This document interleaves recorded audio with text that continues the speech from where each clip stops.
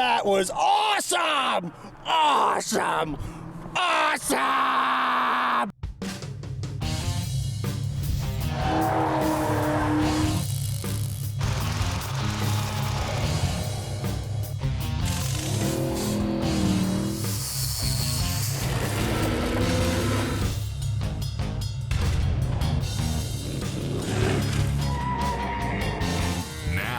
You're watching Gearz, brought to you by LMC Truck. Restore, maintain, customize.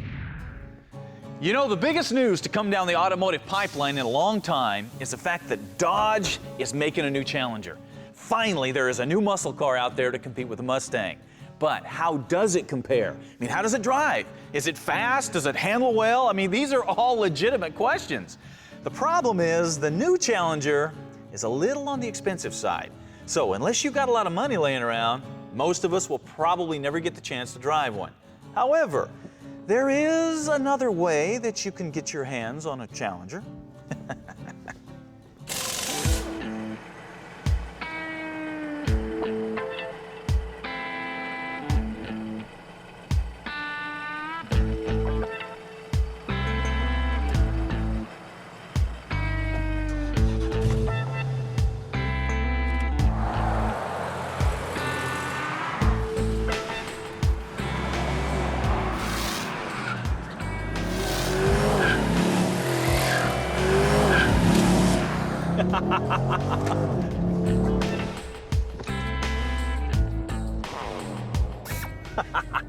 Now, I know what you're thinking. Now that we've grabbed us a car, what are we going to do with it? Well, we're not going to get caught, that's for sure. And we're going to take this thing out and see what it's really made of. See if it lives up to the legend.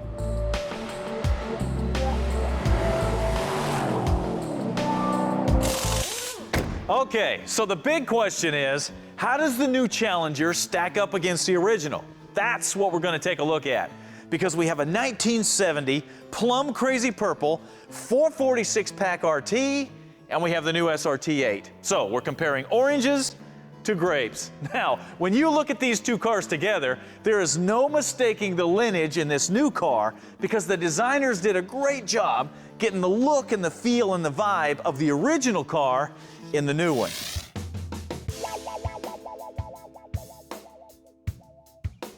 The hood, the grille, the rear deck lid, the stance, all work together just like they did in the original to create very aggressive, exciting looking cars, which of course is what you want in a muscle car.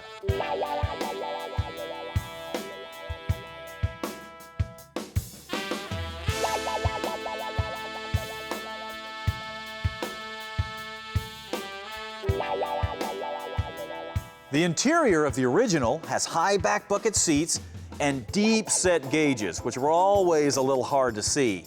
And of course, an 8-track tape player plays your tunes. The new car captures the same feel, but the gauges are easier to see, and the stereo system, state of the art. Now, the biggest difference in the design of the bodies of the two cars is that the original is a true hardtop.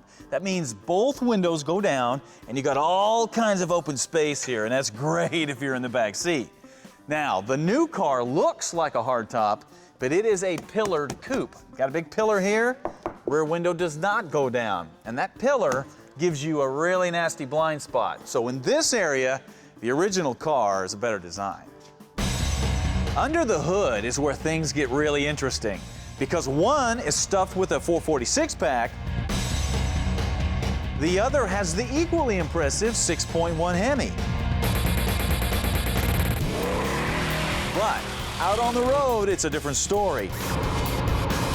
As stomping the six-pack car, it's like opening a cage of the Tasmanian devil, man. It just goes.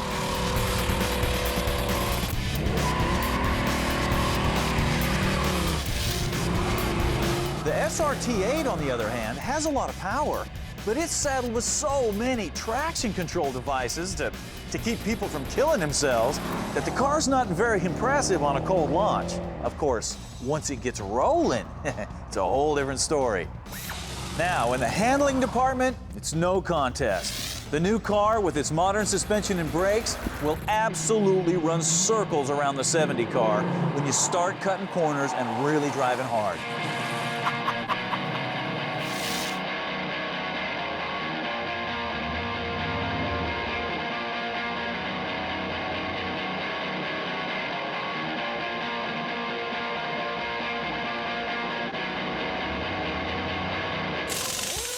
So, as you can see, the new Challenger really is an awesome car. The only thing that's really missing is that explosive power and torque that 446 pack has got. So, we're gonna do something about that. We're gonna stick a supercharger on this thing and make it really scream. Then we'll take it back. All right, the kit that we're gonna be using comes from ATI ProCharger and includes not only a polished centrifugal supercharger, but all the brackets and hardware to put it in, including new fuel injectors, electrical system, programmer, and that all-important intercooler, because we want that charge of air as dense and cool as possible to get the most power that we can get. ProCharger's been doing this for a long time, and they have got it dialed in. Now, I know you're looking at all this stuff going, there's no way all this stuff is gonna fit under the hood of that car. Yeah, it will. We're gonna make it fit because it's not our car. Obviously, the first thing we need to do is make some room in here so we can work. So we're gonna take that hood off, give us some elbow room, then we're gonna start taking everything off.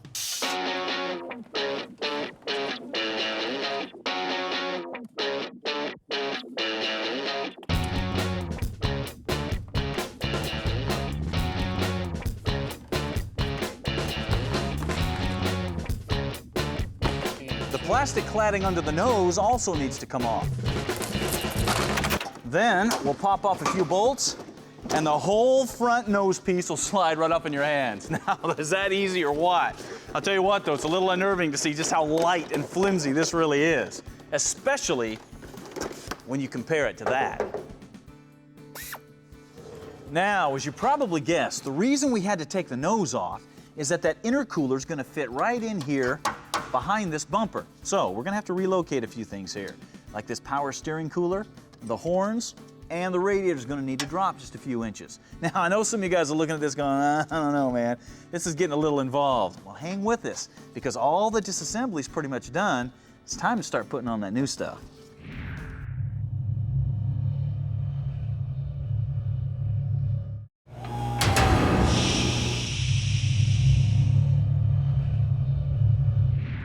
Hey, welcome back to Gearz. We got a cool show happening today, man, because we not only borrowed a brand new SRT8 Challenger from the local dealership, but we're also taking an in-depth look to see how it compares to the original Legend. Now, so far, it hasn't done too bad.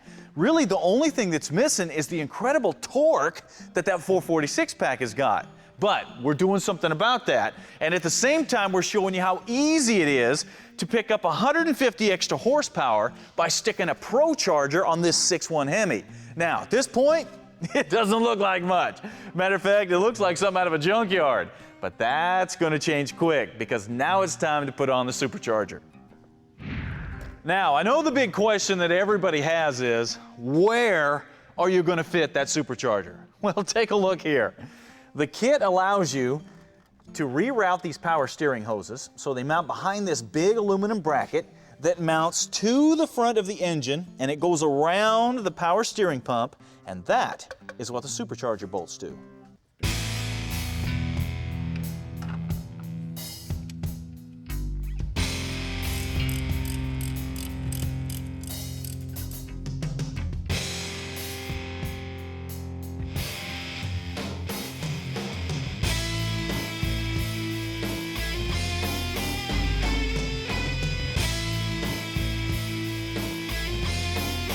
And that is it. Now step in here, take a look at that. Look how nice and tight that all fits in there. That looks like a factory deal. Unfortunately, there's one other big piece that needs to go on, and that's the intercooler. As we said before, the intercooler slides right in behind the front bumper and bolts in place with the factory bumper hardware. The air boxes are next, and they just slide into the opening above the radiator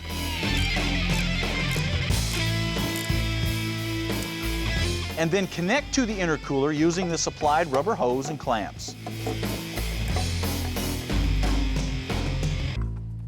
The final piece is the elbow that runs from the supercharger to the airboxes. And once again, it just fits in place using the supplied hoses and hardware.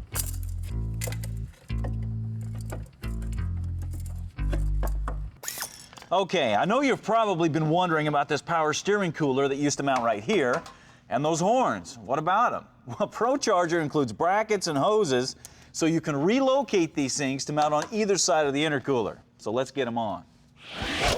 The power steering cooler mounts vertically on the driver's side of the condenser, and then it's held in place with zip ties. Then the new hose that comes with the kit runs over the top and reconnects to the stock hose on the passenger side. The horns bolt to a supplied bracket and then mount to a factory bolt on the passenger side.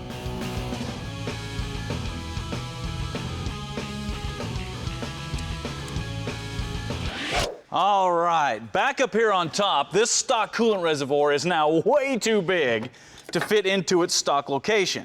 But that is not going to be a problem because the kit comes with this new coolant reservoir that, as you can see, slides right into the stock location and, of course, comes with all the hoses and hardware to hook it up.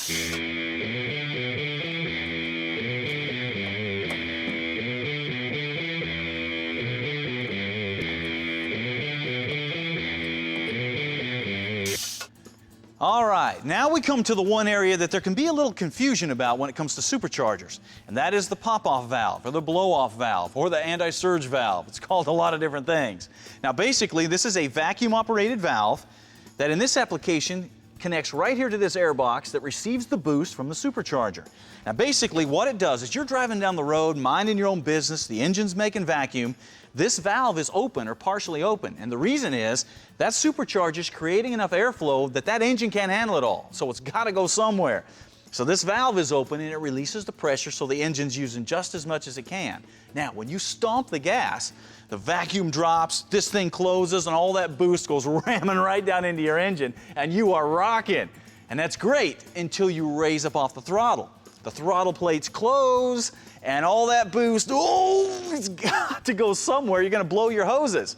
That's when this opens up. You get that cool psh that you hear out of superchargers. All that pressure is released. So, as you can see, the pop-off valve works in conjunction with the supercharger and the way you're driving the car to make sure that engine's always running at peak performance, no matter how you're driving it.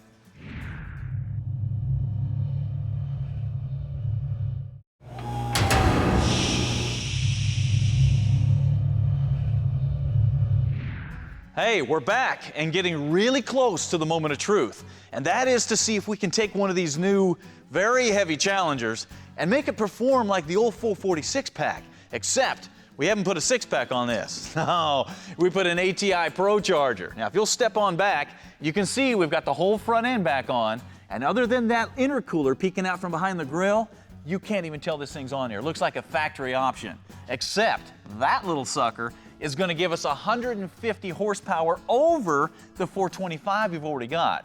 And that should make this a very hot car, which is only fitting, considering the way we got the car in the first place.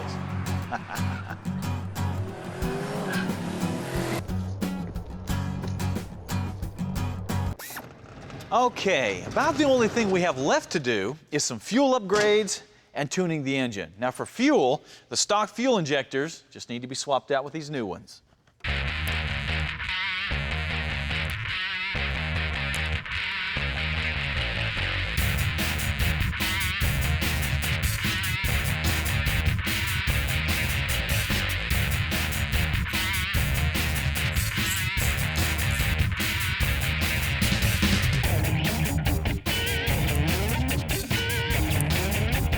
This is also the time to stick in some new spark plugs, since ATI recommends going one heat range cooler than stock.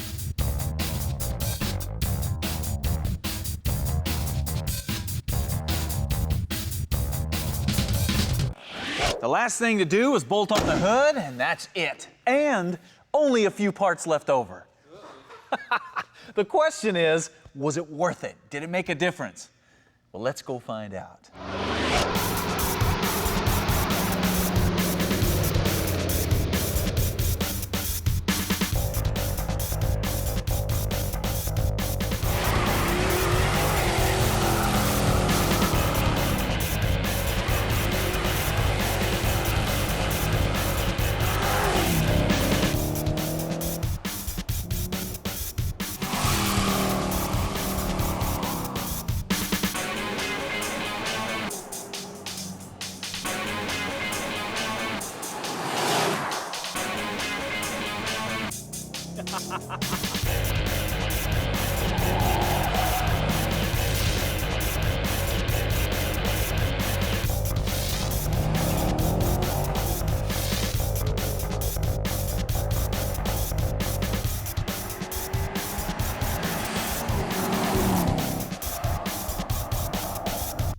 Now, I know you're wondering, how am I gonna get this car back to the dealership and not get thrown in jail? Well, we got that covered. Hey, Craig? Yeah, send in the diversion. Yeah.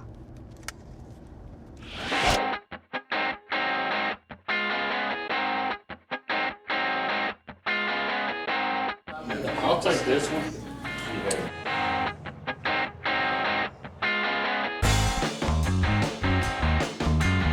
I'll call you right back.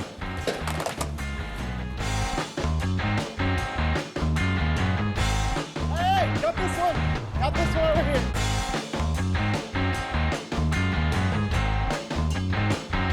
Oh, I got it. I got it. Hold on, hold on. Okay, try to look around.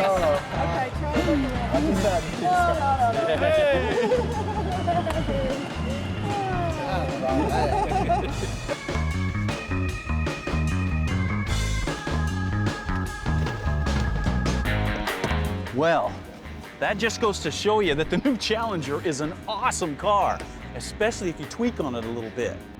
Now, if you're thinking about buying one of these things, remember that somewhere out there on some car lot, there is an SRT8 with a supercharger in it that nobody knows about but you. The trick for you is finding it.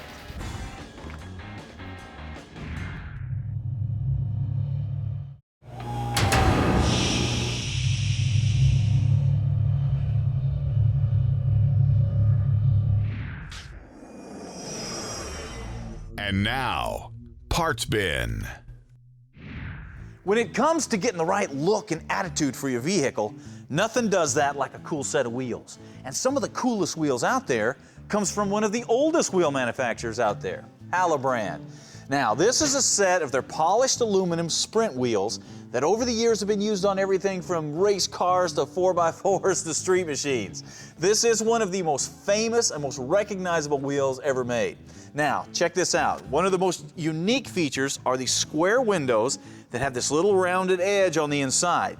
Now, of course, you can mount these with a center cap, or you can step up to this three-prong spinner and give yourself an authentic early sprint car look. So, if you're looking for a custom set of wheels that will stand the test of time, you can't do any better than Hallobrand. Speaking of wheels, over the last few years, the big trend has been to put large diameter wheels and tires on your project. The problem is, not everybody likes this look, especially your muscle car guys. So, Mickey Thompson decided to do something about that. Came out with this Sportsman ST tire. Now take a look at this. This is a T-rated radial. It's got a nice aggressive tread, so you're gonna get the performance and handling that you want. It's got a nice compound to it, so it's gonna last. You're gonna get the miles out of it. And then it's got the look that most people really like.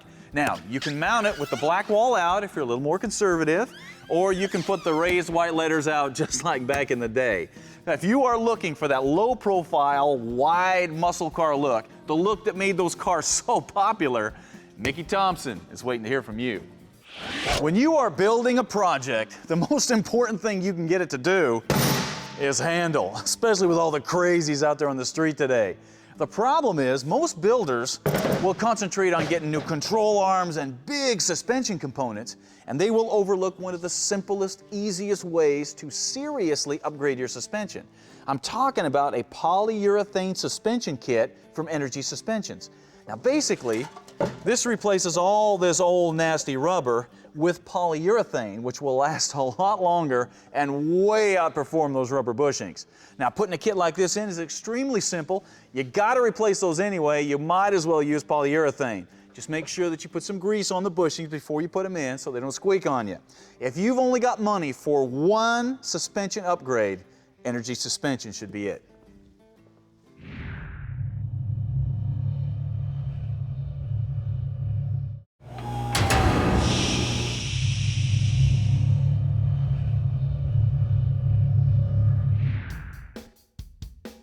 And now, what are you working on?